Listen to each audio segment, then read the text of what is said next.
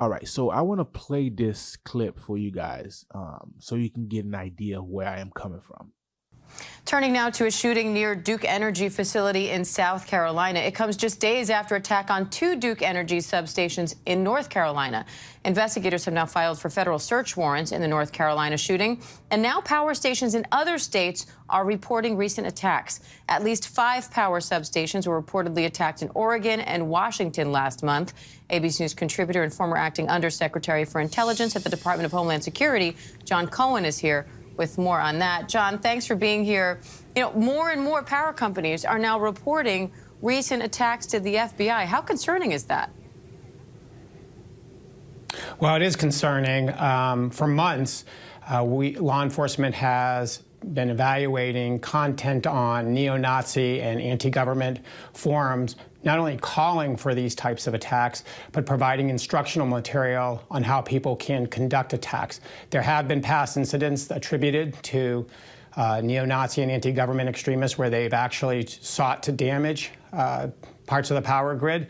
And now we're going back and seeing that there were a number of suspicious incidents going back months, if not years. And so the FBI is taking a look at those as well. So, John, what goes into an investigation like this now that you're looking at multiple incidents that may or may not be linked?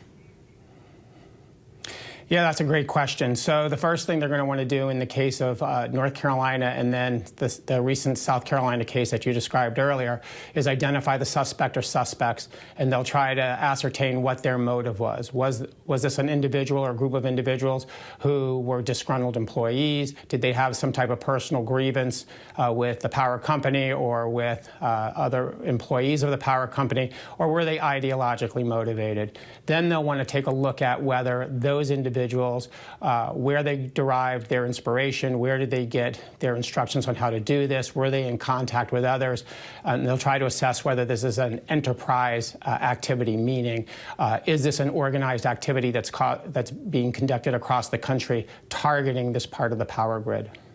All right, so with that report, one thing I can definitely say is that a lot of us in the prepping community push these ideas and concept and give you guys wonderful insight about what potentially could happen.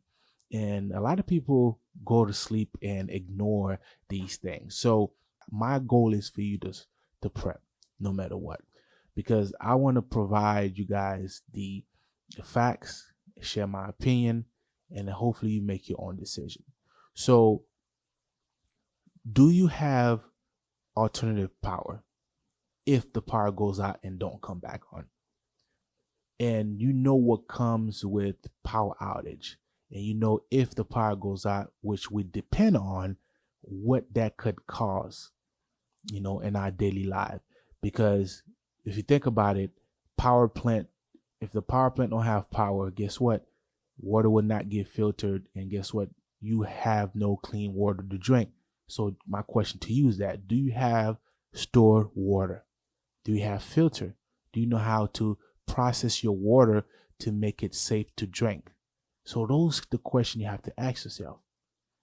You know, and the thing is that if you want to learn, go and learn this information. If you want me to make a video about them, request it in the comment below. I will make a video and teach you guys. And the other thing too that comes with power outage is that, do you have the proper prep within your home to sustain yourself until power comes back on, or if it doesn't come back on at all? Because power is a privilege. Electricity is a privilege. So you have to find a way to harvest the natural power, which is through solar, or be able to learn to generate your own, which is through generators. So do you have the proper prep within your home? Do you have lintered power equipment, generators to really provide your own power for your, for your house, or for the supplies, the electricity for the different devices you need? Those are the questions you need to ask yourself, because watching reports like that, this is not something new. New to some, but not really. If you really think about it, if this continue, and this is not the only place that been hit like this or going to get hit, and the thing is that we fail to realize that we have it good here in America, and other places it's not like this. People have to sustain themselves. They are self-sufficient, and some of them have to really depend on themselves.